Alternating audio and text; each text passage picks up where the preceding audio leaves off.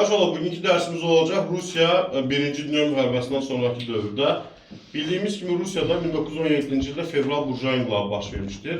Burjuwa inqilabının səbəbi Rusiyanın 1. Dünya Müharibəsinin ağırlığını qaldıra bilməməsi, iqtisadi vəziyyətin pisləşməsidir. Nəticədə nə oldu? Nəticədə Rusiyada Romanovlar sülaləsi devrildi və iki hakimiyyətlik yarandı.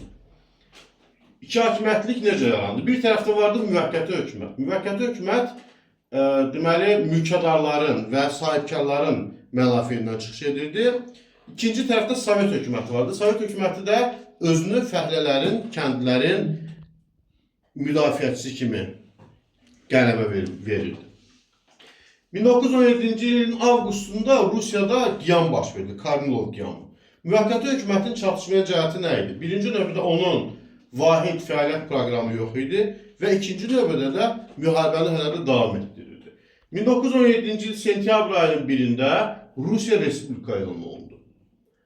1917-ci il oktyabrında Bolşevik çevrilişi baş verdi və Rusiyada müvəqqəti hökumət devrildi. Rusiyada Bolşeviklər hakimiyyətə gəldilər. 1918-ci ildə Bolşeviklərin qəbul etdiyi konstitusiyada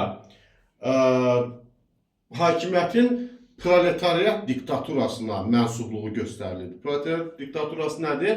Fəhlələrin və digər təbəqələrin mənafeyini, işçi təbəqəsinin mənafeyini müdafiə edən hökumət proletariat diktaturası adlanırdı.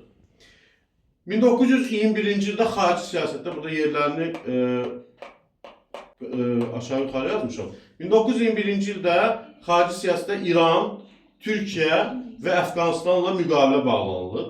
1922-ci ildə Genoa konfransı olur. Genoa konfransında Sovet Rusiyasından borcları istəyərkən, Çar hökuməti dövründə verilən borcları istəyərkən, o deyir ki, bu borclar mənə yox, Çar hökumətinə aiddir. Borcları qaytarmaqdan imtina edir və Almaniya ilə Rusiya arasında burada Rapallo müqaviləsi imzalanır.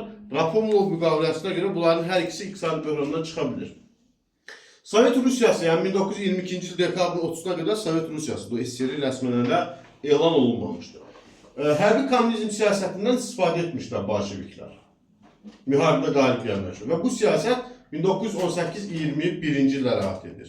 Hərbi kommunizm siyasəti istehsal vasitələri üzərində dövlətin nəzarəti, dövlətin istehsal vasitələrinin cəmləşməsi və kənddən ərzaq sapalağı adı altında məhsulun zorla ucuz qiymətə alınmasıdır. Bu hərbi kommunizm siyasəti adlanır.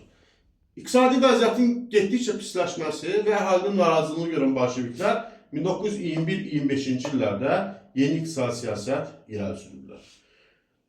Sonra 1922-ci ildə SSR yaradılıb. SSR-in tərkibində dekabr ayının 30-da yaradılıb olan dövlətlər hansılardır? ZSFSR, yəni Zaqafqaz Sovet Federativ Sosialist Respublikası, RSFSR, yəni Rusiya, Ukrayna və Belarusiyadan ibarət olmaqla SSR yaradılıb. Yeni iqtisadi siyasətdən sonra yeni iqtisadi siyasət sonra sahibkarlığın inkişafına şərait yaradan, icaradarlığa imkan verən, müxtəlif müəssisələrin qurulmasına imkan verən bir sistemdir və xalqın vəziyyəti o dövrdə yaxşılaşmışdır. 1920-ci illərin ortalarında, 1924-cü ildə hakimiyyətə Stalin gəlir. Stalin dövründə artıq siyasət dəyişir və sosialist yenidən qurmaları siyasəti irəli sürülür 1920-ci illərin ortalarından etibarən. Və sosialist yenidən qurmaları siyasəti 3 istiqamətdə aparılırdı. Birinci sənayeləşdirmə, ikinci kollektivləşdirmə, üçüncü mədəni quruculuq. Sənayeləşdirmə 1920-ci illərin ikinci yarısından 30-cu illərin sonlarına qədər davam etdi. Demək olar ki, uğurlu oldu. Nəticədə hisseli aqrar ölkədən aqrar sənaye ölkəsinə çevrildi. Kollektivləşdirmə kəndlərdə mövcud olan fərdi təsərrüfatları zorla dövlət təsərrüfatı olan kolxoz və savxozlarda birləşdirməkdən ibarət edir. Nəticədə qolçomaq sinifi məhv edildi. Kəndi təbəqəsi kolxozçu adlanmağa başladı və 1932-ci ildə tətbiq edilən pasport sistemi kolxozçulara şamil edilmədiyi üçün onlar bir növ təhkimli vəziyyətdə qaldılar. Öz yaşadığı kəndləri tərk edə bilməzdilər. Və nəticədə onlar şəhərlərə köçmək hüququndan, urbanizasiya prosesindən kənarda qaldılar. Digər bir istiqamət mədəni quruculuqdur. Bolşevik mədəniyyətinin formalaşması və Bolşevik mədəniyyətinə uyğun olmayan bütün mədəni ünsürləri və insanları məhv edirlər. Bundan başqa 30-cu illərdə kütləvi repressiyalar həyata keçirilir. 1936-cı ildə Stalin konstitusiyası və yaxud da qalib gəlmiş sosializm konstitusiyası qəbul edilib.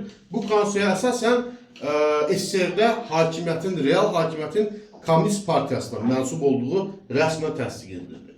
Xarici siyasətə gəldikdə isə SSR-nin xarici siyasətində birinci onu təcrid etmişdilər dünyadan, aləmdən. Lakin sonra SSR beynəlxalq münasibətlərdə uğurlu siyasət yeritməyə başladı. 1933-cü ildə ABŞ-la münasibətlər quruldu. 1934-cü ildə SSR Millətlər Cəmiyyətinə daxil oldu. Amma 1939-da SSR Millətlər Cəmiyyətindən çıxarılır, qovulur. Çünki o təcavüzkar siyasət yeridir. 1939-cu ildə SSR-nin Xarici İşlər Naziri Molotovla Alman naziri Ribbentrop arasında pakt imzalanır. Bu pakta əsasən Şərqi Avropa ərazisi, yəni Avropa ərazisi SSR və Almaniya arasında bölünür, Polşa bölüşdürülür və beləliklə də SSR özü də dünyanın bölüşdürülməsinin və 2-ci Dünya müharibəsinin iştirakçısına çevrilir. 2-ci Dünya müharibəsi ərəfəsində SSR uzaq şərqdə Yaponları məğlub edir.